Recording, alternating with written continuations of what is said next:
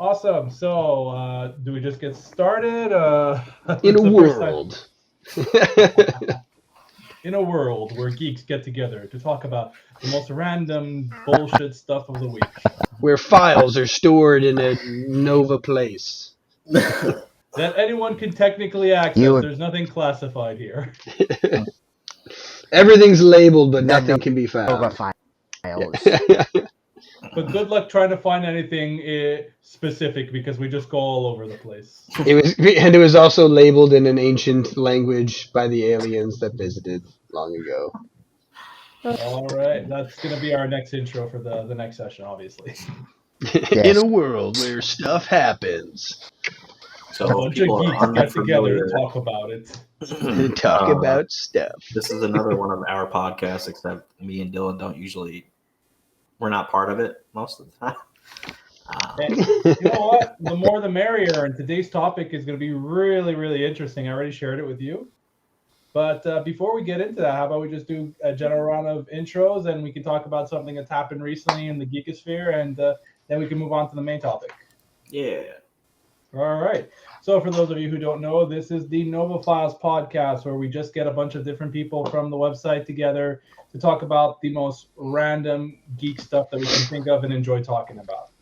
I'm your host, Peter from Medallion Comics, and as always is with me Ian Miller Hey. from Triple Threat. And of course, we also got Greg and Dillon from SeerNova Comics joining us on this this live session of the Nova Files podcast. Yeah. We've never done a live episode. No, we haven't. This is going to be a lot of fun because I do a lot of cussing, and good luck to anyone trying to cut that out. I'm No. not cutting that out. Yeah, this is the rated X edition. R edition. No. Well, how has everyone been lately? What's going on in your neck of the woods, geek related, that you'd like to talk about?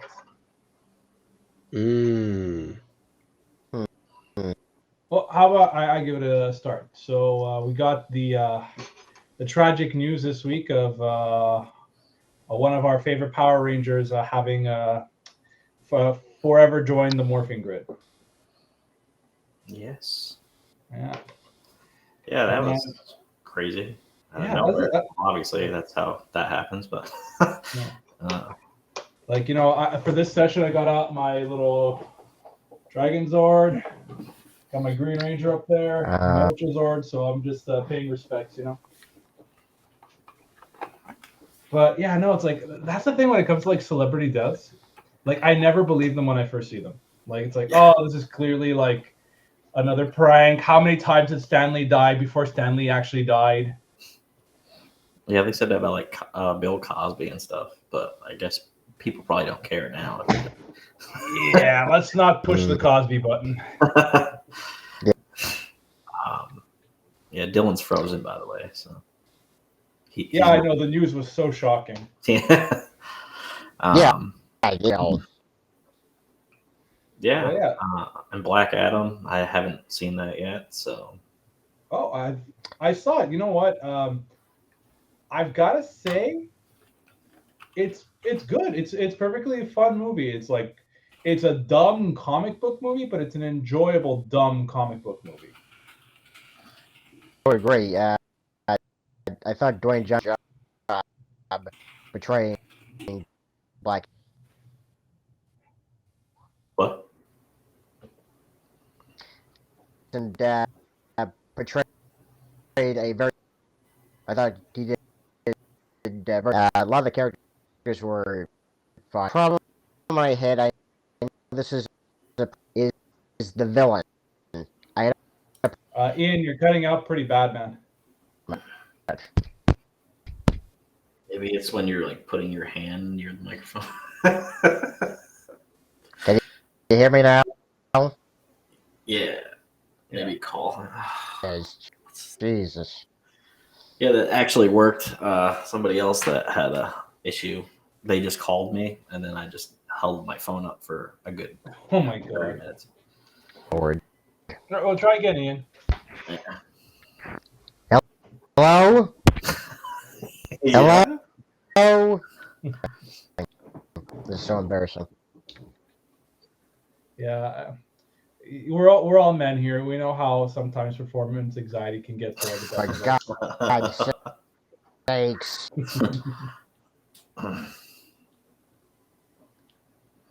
But yeah, try again now. I think you're coming in a little bit better. Hello? Yeah. Yeah. You're good. I think it's just your hand gestures near the mic is probably like doing something. Okay. Much. Oh, okay. That's So the you're one talking- thing about virtual Comic Cons. Yeah. So you're talking about the villain of Black Adam. And this is a problem with DC. Sometimes the villains are not as good to be. Yeah, I love the idea of Sabak. It's an interesting name, but I'm like, okay, we're just gonna get this kind of demon overlord thing at the end of the movie, which is it was all right. It was something to fight. I found how do I put this? The towny stuff was really unnecessary. It's like, oh, all the undead are coming back, so we're giving the regular people something to do and something to fight. That was just like, oh, we can cut away from that. We don't need that. That was unnecessary. Yeah. What about you, Greg? What's new in your circles these days? Nothing really, actually. I Oh. haven't really done much of anything. Has anyone gone to see Black Panther 2 yet? I've not seen it. Oh, well, I haven't seen it yet either. Ian, what did you think of it?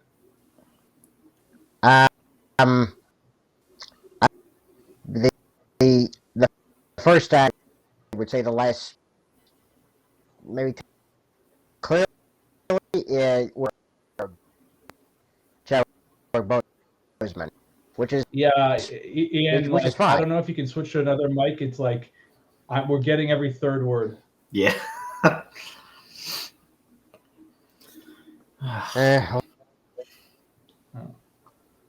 On well, just while Ian gets that set up, one thing that I just finished watching and marathoning right now was the new Wednesday Netflix show. I gotta get Netflix. He's cutting out bad enough. He could spoiling it. I have no idea.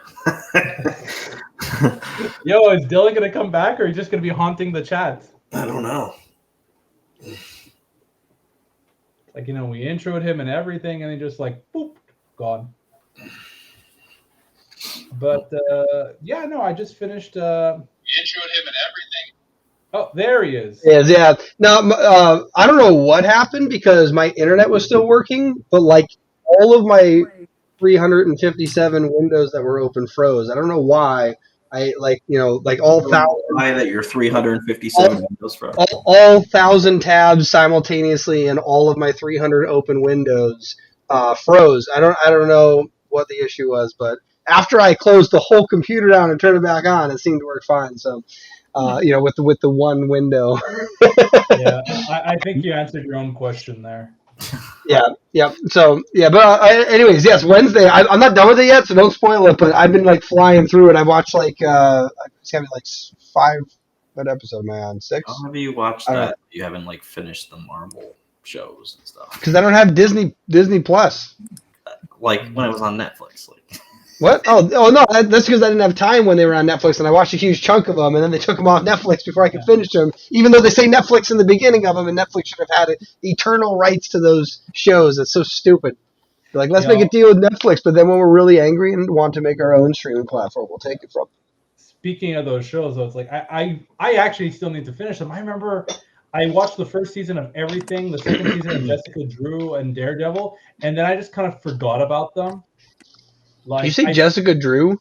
I'm not sorry, Jessica Jones. Yeah, remember everything's alliteration with Stan Lee. So yeah, he's gonna what is it? Bruce Banner, Peter Parker, Jim James Jordan, whatever it is. James, what's his name? What's the photography guy? Or Peter the Parker? newspaper? No, the newspaper. Like what's Jimmy his boss? Olsen? No, his boss. J. Jonah Jameson Jameson. Jr. What? Jonah. Jonah? James. John.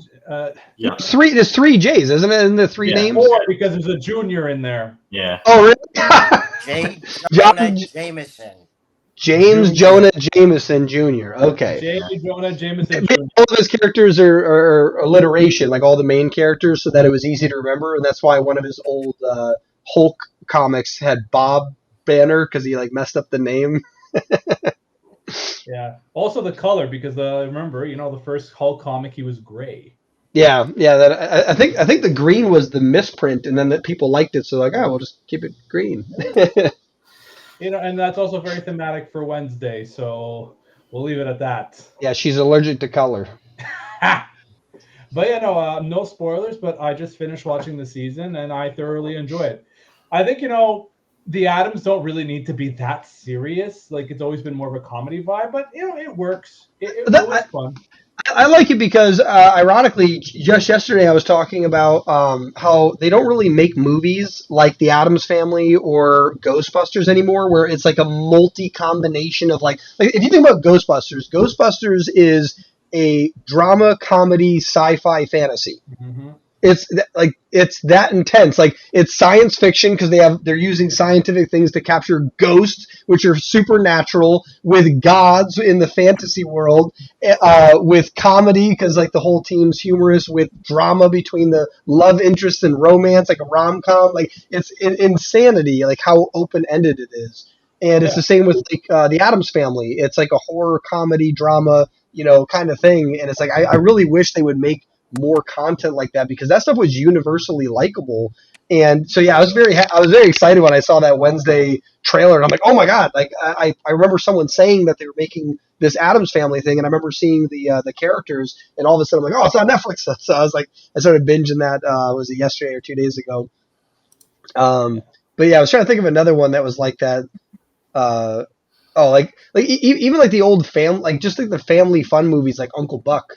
You know what I mean? Where like again, it's like a drama, comedy, life, stuff. So it's like I feel like they need more of those types of movies, and so they're having a show that if it gains enough attention, maybe they'll realize like, hey, this is the stuff everyone can enjoy. It's really good. Men in Black. Yeah, Men in Black's another great one. Yes, exactly. Well, when you stop and think about it, a lot of those shows did end up getting pretty good cartoons. Like, there was a really good Men in Black cartoon. Ghostbusters had a cartoon. Yeah, the real Ghostbusters.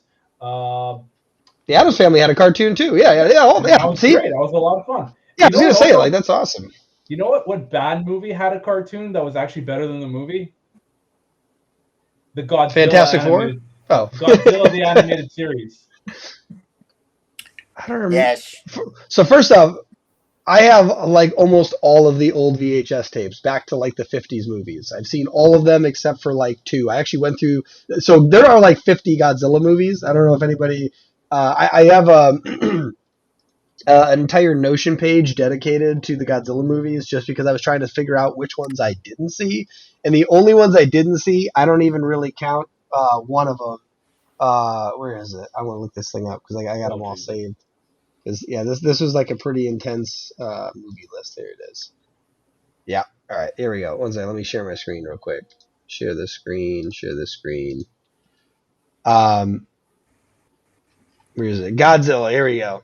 These are all the Godzilla movies. Did I do them in order? I think it's in order. Yeah. Here it is. 1954. I don't know why it's showing The Godfather over here, but yeah, these are all the IMDb links to all of the Godzilla movies, and I think the only ones, actually, did I put to the side which ones I haven't seen yet? No, I think the only ones I hadn't seen though were like there was one where it was like, oh man, it's gonna drive me nuts. I think it's like something like Godzilla versus like the Sea Monster or something weird, where it was like some crossover movie. Oh man, it's been forever since I looked at this. I put this together forever ago. But yeah, for anyone who's not seeing all these names, it's like Godzilla versus. Let me start with the bottom. They got like, first Godzilla was like a bad guy. It was like Godzilla, and he's destroying cities. Yeah, he was basically a metaphor for like atomic radiation and like World War II. Yeah, then Godzilla raids again. Godzilla, King of the Monsters, and he was just being a dick. Then the next Godzilla not being a dick. Yeah, and then you start getting the other ones where it's like King Kong versus Godzilla. Then there was Mothra versus Godzilla. Oh, actually, this might have been one. I think I didn't see one of the King Kong versus Godzilla. I think maybe that's one I missed. There's Mothra. There's Ghidorah. There's the Astro Monster, which I believe is actually just Ghidorah. Okay, I think Horror we from get the Deep. Here it is. Let me pull this thing up. This is one of the only ones. Get out of here, ad. What is yeah. this? I think we get the gist of it. You know, Yes. fun story. Collapse. You know that Ian is actually working on a fan comic of Godzilla versus the Adam West Batman. Adam West. I, Oh, like, that makes me sad. Yeah, no, the Adam West Batman versus Godzilla, and I have to admit, it's really good. It's like I read the first 2 issues. Like Ian, like where are you guys at on that series, by the way?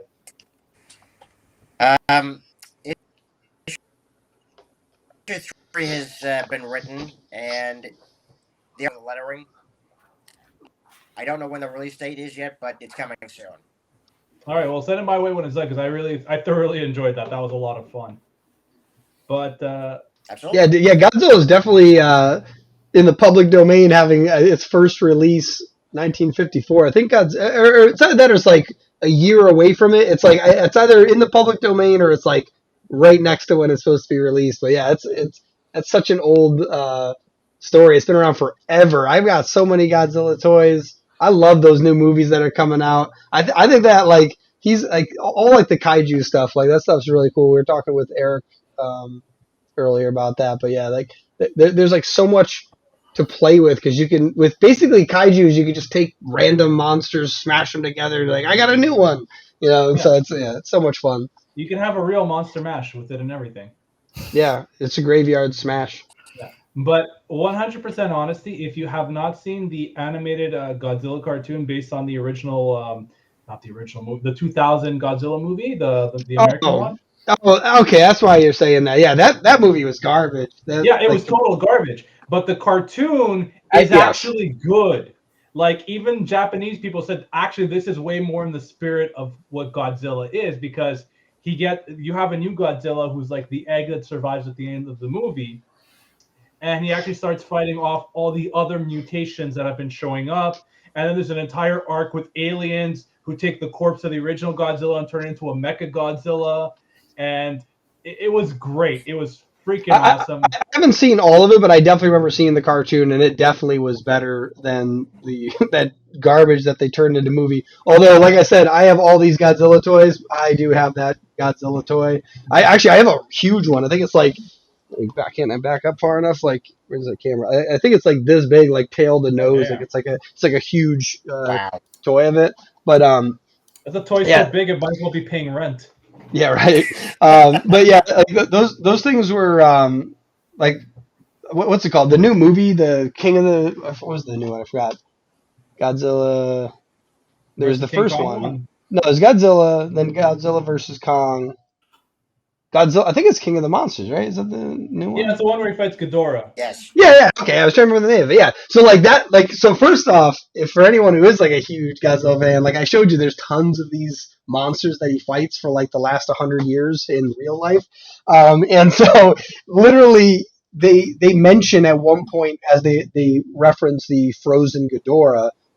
That there are like a certain number of black sites. I can't remember the number, but I remember looking it up later, and it matches the number of monsters that are in the universe minus one monster, and two monsters, and that those monsters are Biollante and Space Godzilla, and that would make sense because Biollante was a man-made kaiju that I think was meant to like either fight Godzilla, kind of like the Mecha Godzilla was, and then basically Godzilla takes Biollante when he fights him and hurls him into space, but Biollante had bitten down on Godzilla and took a piece of his DNA with him, and then that merger is what makes Space Godzilla when it hits like an asteroid or some weird planet. I can't remember exactly the story, but so like the only two characters that they didn't involve are the two characters that have to be created later anyways, and I'm like, oh my god, like they created the whole world. They got Mothra, Rodan, like they're. I was so excited when I saw that movie trailer. I was losing my mind. So I'm like super excited. So basically, you're saying that like you're really ingratiated into the lore and continuity of Godzilla. I'm so excited that the new Godzillas are just remaking the old Godzillas. They're like, hey, those old Godzillas were done with puppets and had really cool concepts, but terrible movies with visuals, right? So like, just taking those ideas, bringing them to the 2020s, and essentially remaking the kaiju stories, and it's like, yes, I want. If you could make the old Godzilla look like it was made today, I'm sold. I will watch all of those movies. You get to take all of my money. Don't do anything stupid. Don't bring up anything else in it. Just monsters fighting. Talk about the people sometimes. That actually leads into our main topic of the day. So I actually found this quote online recently. It's a quote by Matt Fraction, and I think especially us comic enjoyers, indie writers, we all have an opinion on this. So I'm going to read it out, and then we can discuss it. I think continuity is the devil. I think it's constricting and restrictive. I think it's alienating and off-putting, and it inflicts an artifact of linear time as we experience it on something that exists outside of linear time, as well as keeps new readership away by keeping comics a matter of trivia and history rather than actual stories. A quote by Matt Fraction. First off, who's Matt Fraction? I believe, if I'm not mistaken, he is a fairly well-known writer in the comic book sphere. So all I know is his lack of continuity is why I don't know his name.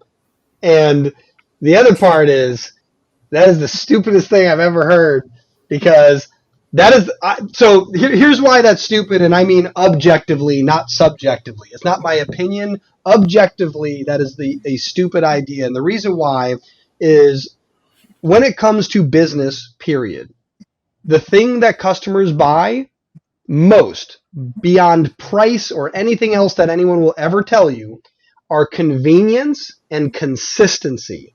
And that is why McDonald's is on every country in the world except for 12. You can look up the list of countries that McDonald's isn't in, and it will take you 3 seconds to read. Right? You can add Russia to that list, that's for sure.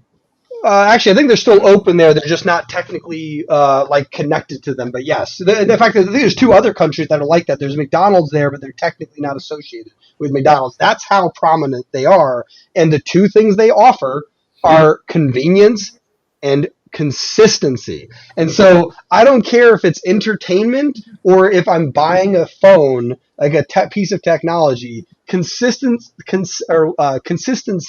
is objectively better for the human to want to acquire something and then stick with it. You might not get new readers of a different opinion of your story, but objectively, that's the dumbest quote I've ever heard for coming from a creator. Yeah, I remember reading that for the first time, and I had a similar reaction. I'm like, you know what? This feels to me like somebody who's writing, you know what? I just want to jump in, get a paycheck, and get out. I don't want to be bogged down by all of these years of rules.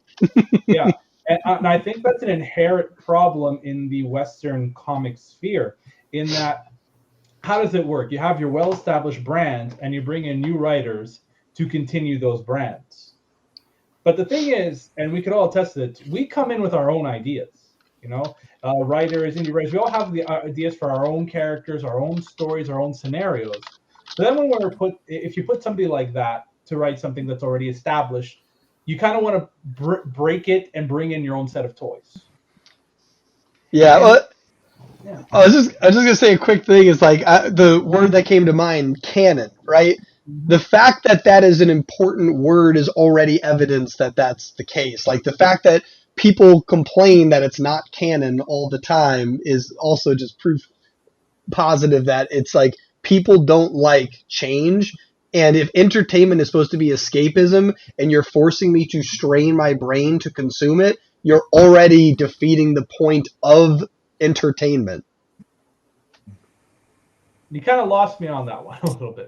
So I'm saying the reason the word canon in the context of storytelling even exists is because of all the people that break the plot point. And what I'm saying is that entertainment in general, the purpose of entertainment is escapism, right? Every product solves a problem. Entertainment's problem solution is I've got problems in life and I'd like to escape from them. Tell me a story. And if your story has to make me go, wait, that doesn't make any sense because over here he's wearing a red jacket and suddenly he's a T-Rex, right? And that's not even part of the story. You know what I mean?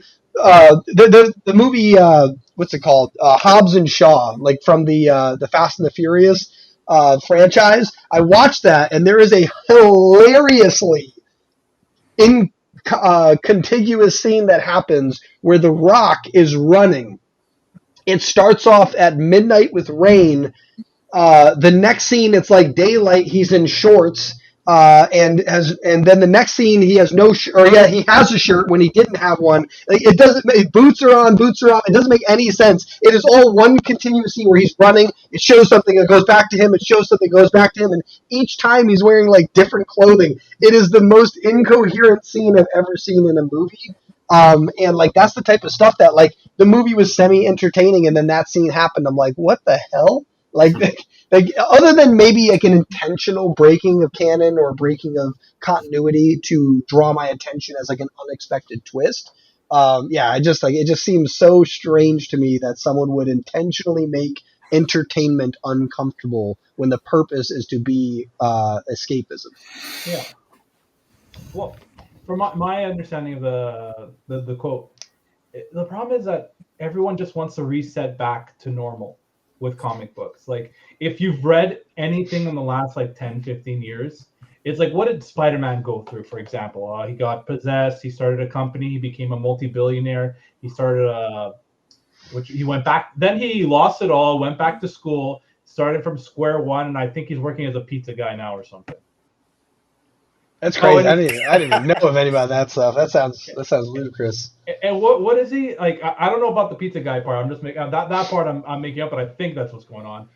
And essentially, he's still in his mid-20s.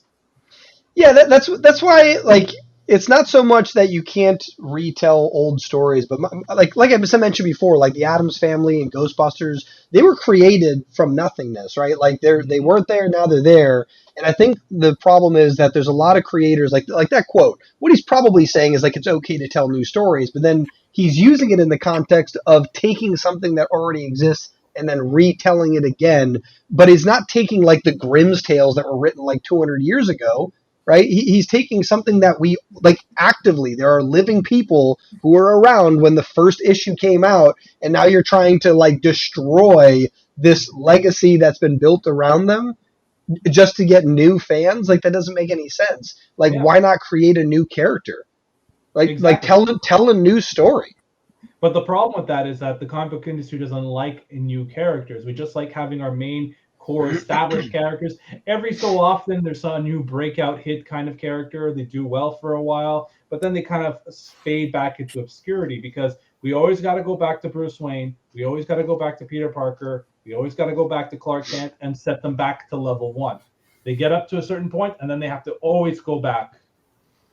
Yeah, I feel like the better alternative is to either like if you watch like the Terminator series, right? You start off with Sarah Connor and then you follow the son, right? You know, you have like an evolution of the characters throughout the whole thing, and the story constantly progresses forward. And you know, in all honesty, in all the movies that start to like try to pull stuff from the past, it starts to feel weird again. And it's like just keep moving forward. Like have another kid. It doesn't matter. You can go on forever. Right? Like you can keep having generations. And I think that essentially there's only two paths you can take when it comes to continuing a story without it becoming repetitive. Is there's the Dragon Ball Z style where Goku just becomes a god and then a super god and then an ultra mega super god, right? Like, you know, there's like this progression where like you continually get better and better and better, but eventually, like obviously it's like, oh, and then Superman sneezed and the whole galaxy went away, right? And that happens in one of like the comics, right? Like he sneezed the galaxy away. And so the idea that you can only do that with one character, like there is a upper echelon where the story will break and like the universe doesn't make any sense. And so the other alternative is that you can have one character progress and then hand the mantle off. And I feel like too many creators are uncomfortable shifting to the next character. Where like honestly, like one of the biggest shows that came out in the last decade was Game of Thrones. And with Game of Thrones, you have a character who you start to fall in love with, and oops, he's gone. Mhm. Let's follow the next character, right?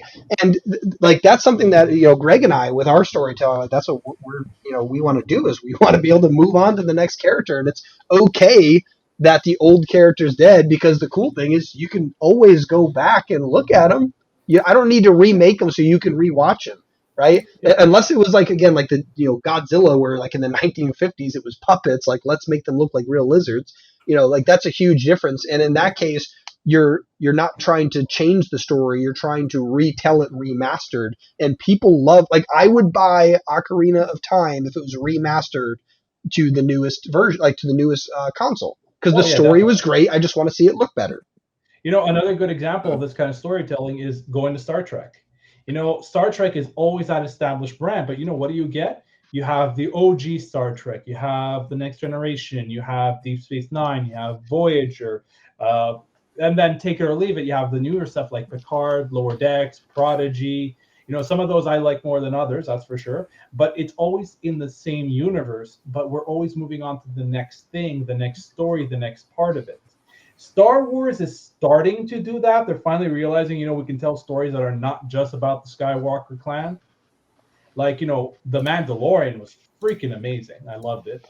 Uh, I don't know how Andor's doing, but like I'm hearing mixed things. Boba Fett's, Well, like Boba Fett's one of those ones where, so I haven't seen the Boba Fett one, but my cousins watched like the whole thing, and essentially, from what I can tell, is basically Mandalorian, the Mandalorian story while 2.5. continuing, like Yeah. while like adding Boba Fett's kind of like crossover to it. But again, like the reason why there's probably an feeling about it is they're taking an old character and trying to revive him, right? Like, just keep moving on. Like Mandalorian's dope. We got Baby Yoda. Like, let's add new stuff like that. Like even the Baby Yoda, right? Like Yoda was very minimal in the movies. He really is. Like he's not a big thing.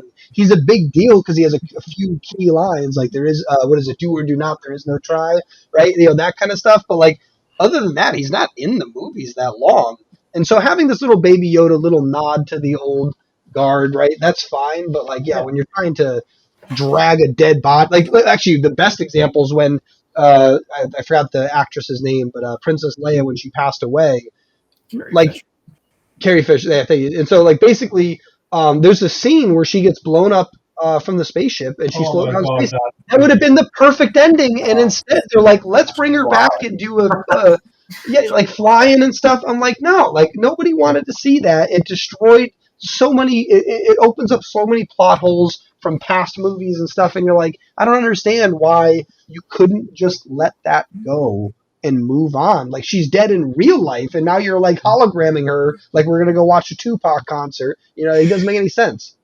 Let's put it this way: if we start talking about the inconsistencies in the new Star Wars movies, that we would need a whole other hour worth of podcast. Greg and I have done that in other episodes too, like for our SeerNova Yeah, actually, podcast. the person that's going to be on next, Chris, he like talked about that for like an hour. We were digging into that because like that's why I'm not even talking about the inconsistencies. But my biggest thing was just like so ignoring all the inconsistencies because yes, there are a plethora of them. But it's the idea that they were literally holding on to a dead person in real life, trying to keep that story going, and it's like just like you already have new characters. It's okay to move on. Like Yeah, we exactly. understand that people get old and die. Like just let it happen and move on. And they're so gung ho on going, no, we need to drain this or wring this sponge until we rip it in half and like That's destroy the something. legacy. That's something I'm enjoying about the MCU is because when somebody dies in real life or their contract expires and they can't go back, they have to write them out, and it's not like in comics, because I've mentioned this before. The most notorious, horrible bring back to life retcon, magic time travel bullets. What? There it is. I knew it. I know it. All right. The time travel for him never works. It's not just that it never worked, is that what Captain America got gunned down on the steps of in Washington, and like full on like sniper rifle death, everything. No, that wasn't a real bullet. That was a magic bullet that sent him across time. And then Oh, like yeah, gotcha. and then they did the same thing to Batman. It's like, oh, the Omega beams didn't kill him; they just sent him through time, and he's been hopping back and forth. I'm like, Yeah, that's what? one of our guidelines in our universe is literally not using time travel. So, Look, if you want to have a good bring back from the dead mechanic, you can come up with better shit than that, okay? The Dragon Balls are a thing for a reason. Yeah, and the Dragon that's the Balls. thing. It's like if you, yeah, I was about to say, yeah, right. I was about to say, Robin got all the Dragon Balls, and like even Dragon Ball Z, this was like an interesting thing too. Like they made the rule where you can only wish back somebody once or twice, something like that. I can't remember the A rules, wish but could only be granted once specifically. So if you would, like, let's say Greg died and we use the Dragon Balls to bring him back to life, we couldn't use the Dragon Balls to bring Greg back to life again. Hold on. Why are you killing Greg? What's going on? I didn't kill Greg. That was a hypothetical. but like yeah, and so like the idea that it had rules made a lot of sense, and then for they ended up breaking that rule because of Kami and all that stuff. Like they left themselves wiggle room to get out of that situation. But yeah, like when you start making up like my biggest thing with the rules, like let's say, excuse me, Star Wars for example, like when they had that spaceship go into hyperdrive and blow up the ship, Oh it yeah. literally destroyed all of the movies, because why wouldn't you do that to the Death Star? Find the biggest hunk of trash, put a giant motor on the back of it, and shoot that thing through it, and then your problems are all solved, Mm-hmm. right? And so like they destroyed an entire um, plot point of all of their movies in a single action to make a convenient scene for them where they killed a character who we only see briefly, is a jerk the whole time, so she has no redeeming qualities except her final act, when it should have been more who's the other guy, not Finn, who's the other The rogue character. guy. Yeah, the rogue guy. Yeah, like he should have been the one that did it, and it would have made more sense. It would have been a really good scene, and obviously he shouldn't have done the hyperdrive thing, but could have kamikazed into it or whatever, and like that would have made way more sense. Instead, they're like, let's kill off a character who's been a jerk since the moment she entered the screen. No one likes her, and let's also destroy all physics in our universe immediately. Exactly. That's the problem. Like that's why you need to respect continuity in your stories, because when you have moments like that, hey, I need to write myself out of a corner. I'm just going to pull some bullshit out of my ass, and it wrecks your entire continuity. It's just like, well, that just completely invalidates everything that came before. You know, a lot of times I feel like writers who, like I was saying earlier, writers who come into certain stories nowadays, some of them feel like they're just phoning it in. I'm not calling out any names, except for that guy who wrote that one scene I was telling you about, Ian, the thing with like, yes, I am an angel, that, like Raphael, like that one, yes, yeah. Yeah, it was from I think the Scarlet Spider book they did recently. Like that was like so much phoning it in. But no, it's like you bring in writers and it's like, hey, I need you to write this mini series of, I don't know, Wolverine. We're gonna have a 6-issue Wolverine miniseries. I need you to write it. I need you to handle everything. And it's like, okay, I got an idea. I'm gonna write it up. Okay, but this conflicts with continuity. I'm not gonna sit like 30 minutes down and read a whole Wikipedia article. I'm just gonna write what I feel like. I have a story idea in mind, so I'm gonna write it. I don't care what came before. That's the other interesting thing too. I wonder why. Like Greg and I have been writing out like character descriptions and plot lines, back history, things like that, like a Wikipedia article. It's like how can they not have that? So I can't imagine that they don't have that. Like all these big companies that have long-standing story arcs, and it's like I think one of the other big ones that happened recently was what is it? Amazon Prime, I think, has the Lord of the Rings TV show, and I heard something that, because my cousin's been watching it and he's a huge Lord of the Rings fan, and one of the big things that he talks about is that they're apparently taking like 1,000 years of history in that universe, condensing it into like 100 years, and then just breaking a bunch of rules just for the sake of like being able to add Drama. what's it called? Yeah, I guess drama, but like they're adding like stuff to it that doesn't make any sense. Yeah. Like that breaks the guidelines of the universe itself, and it's supposed to be in the past, so that would make everything else in the future make zero sense. Yeah, I think one of them was I think Galadriel. She's supposed to have a husband and kids at this point. I could be getting the name wrong and everything because like these are Tolkien names, so it's like if you don't have Yeah, encyclopedic knowledge, you're not up to date. But if from what I remember hearing, this character is supposed to have a family, but the way they're writing her right now, they haven't mentioned any of it. They haven't talked about any of it, and it kind of makes her seem like, wow, okay, does she actually have that family? Is she like abandoning them? Like, yeah. what's Well, going that's what I mean on? by like the multi-year thing. Like they're collapsing them all. So like I think there's characters that are alive in it that shouldn't be alive at the same time as somebody else, and it would make other stories in there not make any sense that are told in the later like the actual main series. And so like, it just seems strange that they would do that when in all reality, if they just started telling the old stories, like people would watch them. And Yeah, instead, they're like, yeah, but what if I want to add my own little flavor in there, or like talk about a point, and I want to get it across to people for absolutely zero reason other than my self gratification? And it's like that. Like I remember the big one with Star Wars. Like a huge thing with that was the the inconsistency of the power levels. Like you have Luke training forever to lift one rock, and then Rey out of nowhere is like floating an atom series of rocks behind her, right? And it's like that doesn't make any sense that someone could even be instantaneously that powerful. So you take something like the Lord of the Rings saga, and then you take something from the past that's supposed to have a storyline to it that makes something in the future make sense, and they rip it apart just to make one of their characters that they like more than the other or something have more attention. It's like, yeah. I think there was another one. I think someone was supposed to have died in it, but then they didn't die, or they brought them back. You know, they're like, yeah, I don't know what they're doing. But you see right there, you hit the nail on the head in that you have writers coming in to establish franchises, and that sometimes they don't care about what's set up and would rather bring in their own flair and for their self gratification or their characters. Where in reality, a lot of these writers would probably just be happier if they got to write their own stories.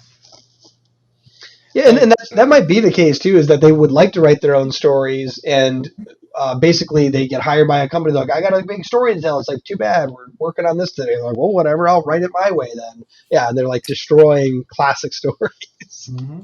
And I've made this comparison before a lot of times. The main problem with the Western comic market, it's more like magazines that you put out every month. You know, it's a continuous thing. You got a topic to talk about. You got a theme that you got to follow, but you can never deviate too far from it. Whereas if you look at somewhere in like Japan with manga goes through phases. It's like, hey, here's what's popular right now. Here's what's trending right now. Cool. These stories have beginning, middles, and ends. Cool. They're great. Some of them are forgettable. We move on. And now we have the next hotness. But all that old stuff is still there. It's still available. You can still get merch of it. It's just no longer in season. Like, for example, Dragon Ball like came back recently because they wanted to bring it back. It's so huge. But something like, for example, Full Metal Alchemist, big popular thing while it was out. It finished. It's still pretty popular in those communities. People can still go back and watch it, enjoy it, get merch from it. But you know what? We've moved on in the collective zeitgeist. We now go to the next thing. You know, now I was gonna say Cowboy Bebop, like that one series or one season, done. That's it. They tried to bring it back as like a TV show, and it's like, no, it wasn't as good. So leave it be. Yeah, sometimes you don't want to go back to these franchises. You want to leave them be. And we've all established live action remakes are not exactly the best. Well, I think the other thing too, it's like you can still monetize them. That's why what's his face, George Lucas, right? Star Wars. George Lucas, right? Yeah. That's why he kept the what's it called, the toys, like the Oh merchandise. yeah. That's why he kept it, because that is the one thing that if you make a popular story, like I bought Goku Adidas sneakers a few years ago. Right? Like that's the reason why, like the real reason why Dragon Ball Super is coming back and they're releasing movies in theaters is essentially my like demographic, Greg and mine's demographic, our demographic, right? Oop, I just popped my necklace off. That's funny. Like our demographic are the ones that were watching it as a kid. And And now now, we have disposable income to buy all the dumb yes, shit. 100%. Like if I was when I was a kid, I would have given anything to buy every single Goku action figure. And now I've got expendable money, and he's in theaters. I'm gonna have to give them my money. Spendable money. Yeah, exactly. And so that makes perfect sense that it'll come back. And I don't mind them telling new stories because, at least it's still the original creator, like Akira Toriyama. It's not they're not basically bringing it back from the dead and having somebody else write the story and ruin it. Because like I feel like I'm like that's probably one story I would be afraid of getting ruined is like someone comes in to try to play with Dragon Ball Z after Akira Toriyama passes away, and they just destroy that franchise. Well, to be honest, even with modern Dragon Ball, it's a yes and no. Akira Toriyama mostly like what he does is that he provides notes. So he's like, hey, here's my bullet points for what I want to happen in this arc. He gives it to a team, and then they create the anime and the manga. Like I think Battle of Gods was actually written by someone else. And Akira Toriyama just went through the script and said, okay, no, not this. This is good. No, not this. That's why if you watch the show, they ended up replaying the same scene from the movie. So it's like technically the movie's kind of canon because like half of this or 80% of the stuff in it happens in the show as well. It's almost like, just a different perspective on how it happened or whatever. So yeah, I definitely, but either way, it's still, yeah, it's getting his seal of approval at least, kind of like with George Lucas overlooking the old, what was it, the issue or episodes 1, 2, and 3, for canonization, like making sure that it still makes sense. But yeah, that's fine with me at least. It's still getting that approval. Yeah, exactly. He knows his rules that he's made over the years. Like he's making sure none of them are getting destroyed. Another good example would be right now they just released a new Bleach anime. I don't know if any of you watched Bleach while it was airing. I don't remember if it was while it was airing or if I caught it after. I did watch Bleach. I remember a lot of it. I know it was really good, but like I don't remember much of it. Yeah. I was pretty young. The original Bleach anime never finished the manga because I think some health problems that the creator had at the time. So now they're finally finishing the last arc, and like they really brought their A game animation wise. But also the original artist, the original creator of the story, came back to like, okay, I want to add extra content to explain more stuff. So there's some scenes that have been cut, but some scenes that have been added in, some extra visuals, contexts. So like that's cool to bring back, and that's like following continuity. But like my original point is that in this kind of environment, people can come in and tell their original stories. You can have their own continuity. They're not bogged down by other people's continuity. But in the West, when you do have that long-standing continuity, it should be respected because nothing irks fans more than characters who are completely acting out of their motivation. How many times have you seen it where a character ends an arc in a certain way, and then 3 years later, they're in another book and they're acting completely different? Yeah. Yeah. I think one of them was like Sandman. Like there was an arc in the Avengers where he was even made a reserve Avenger, and then he just comes back as a villain for some reason. It's like when you're working in continuity, you need to respect continuity. If you want to write your own stuff, you write your own stuff. But unfortunately, the way the market is now, the big comic industry in North America doesn't want original stuff. They just want to keep propping up the same stories and characters. Yeah, I think the other big reason they do stuff like that too. I think I mentioned this yesterday. I have a friend who's signed to a record label, and he had new songs that he created actually with my brother. And what ended up happening was when it was submitted to the label, they didn't accept it because it didn't match his brand. And basically, he's under contract where he has to create new songs. But ironically, the label can just say, no, we don't like that one, try again. And so basically, you're stuck in this thing where it actually makes sense why. So essentially, this company has spent the last, 50 years, however long they've been around, figuring out how to market something. So they get a new artist. Here's their genres. Here's how you market that genre. And now they're like, oh, you're trying a little avant-garde. You're getting a little far. What is it? Left, I think is the way they phrase it. A little far left of what's mainstream. That's too much. We don't know how to market that, so we won't allow it at all. And so that's probably the same thing with these huge companies like Disney, where like someone wants to pitch a new idea, but they're like afraid to do it because they've mastered the way to market like their current genre of things. Where like that's why Pixar had such incredible works, because essentially, what was it? The first Toy Story they released on their own, and then when Disney purchased them, Steve Jobs ensured that they were not allowed to be like touched by Disney essentially for like it was like 10 years or something, like maybe it was a long time that they were not allowed to conflict with their storytelling. And you could see the difference when Disney finally took over the level of storytelling and the newness of stories they were presenting drastically altered. Oh, I hear that.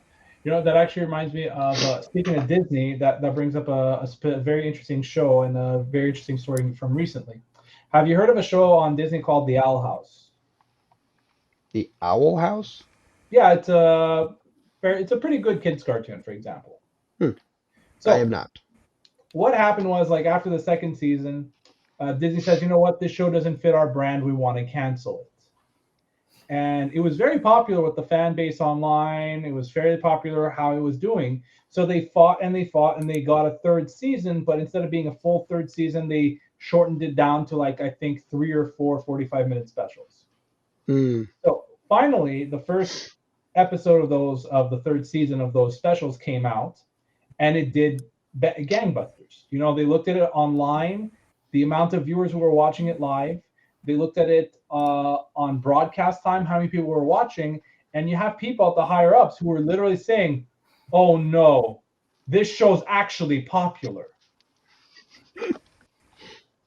So the problem is, like, they have an idea how to market something, but there could be actual good things that they're missing out on because of it.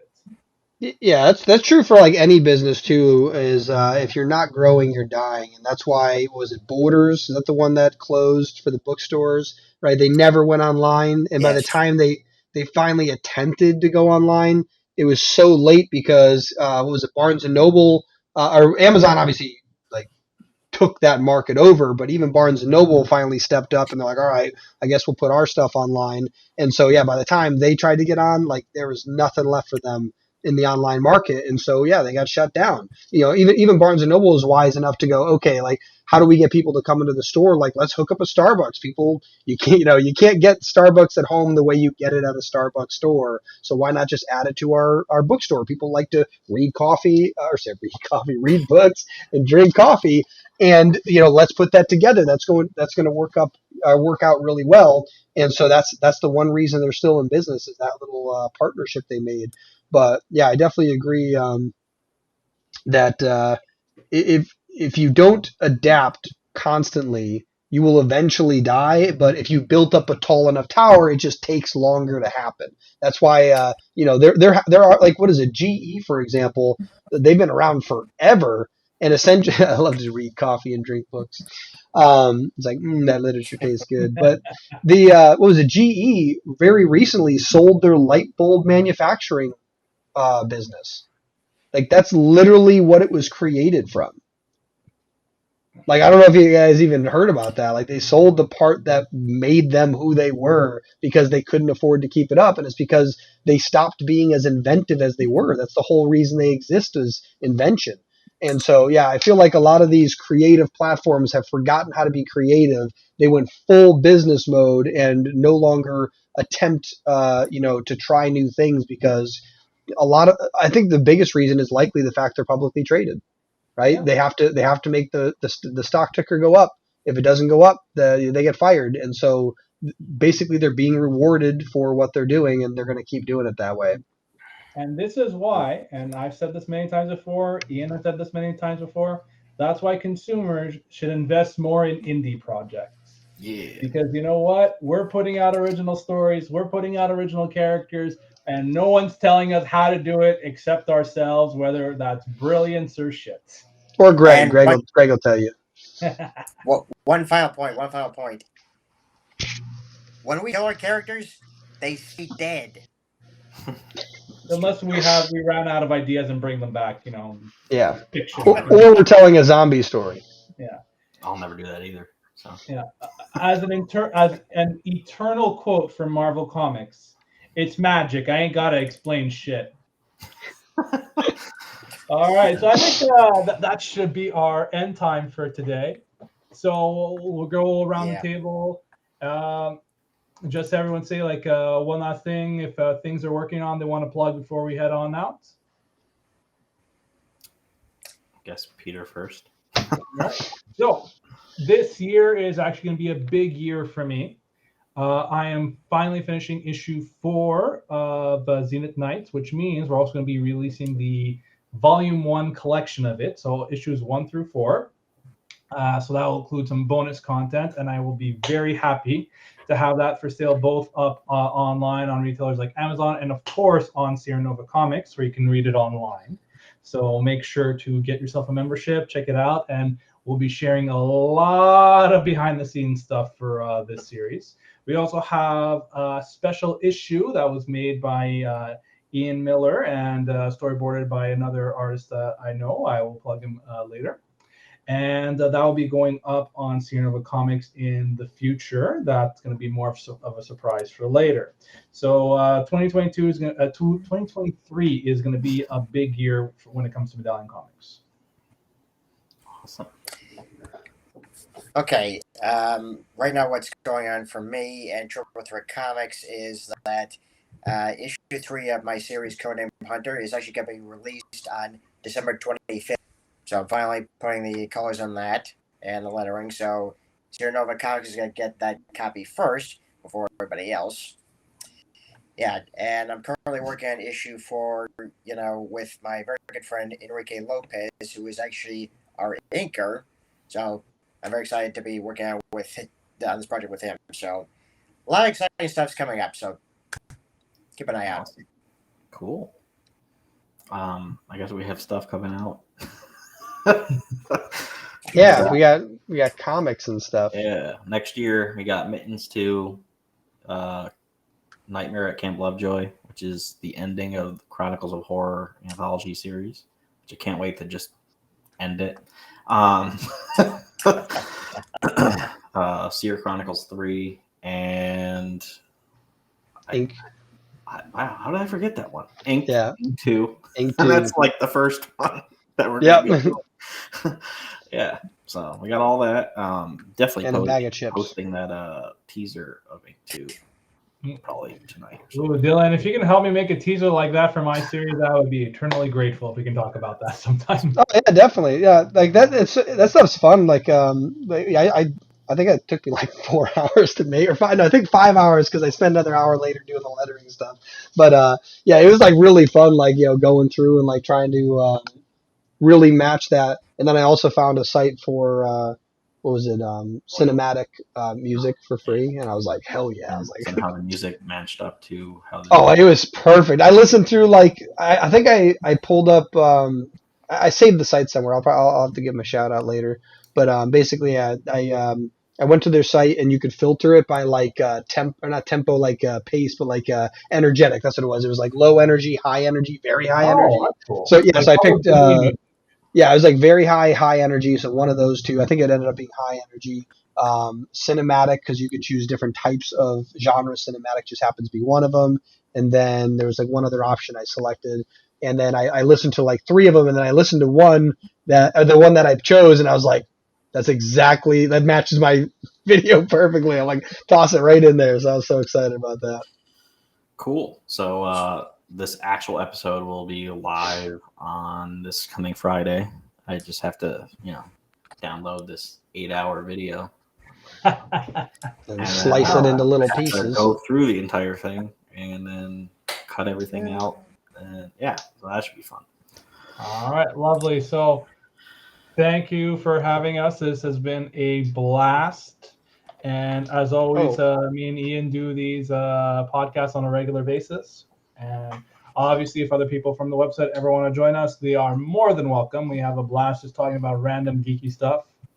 I also just realized, aside from being the first live Nova Files, it's also the first that's sponsored by Comics Wellspring, because this whole Comic-Con is sponsored by them. So yeah, you guys got the first live and first sponsored one.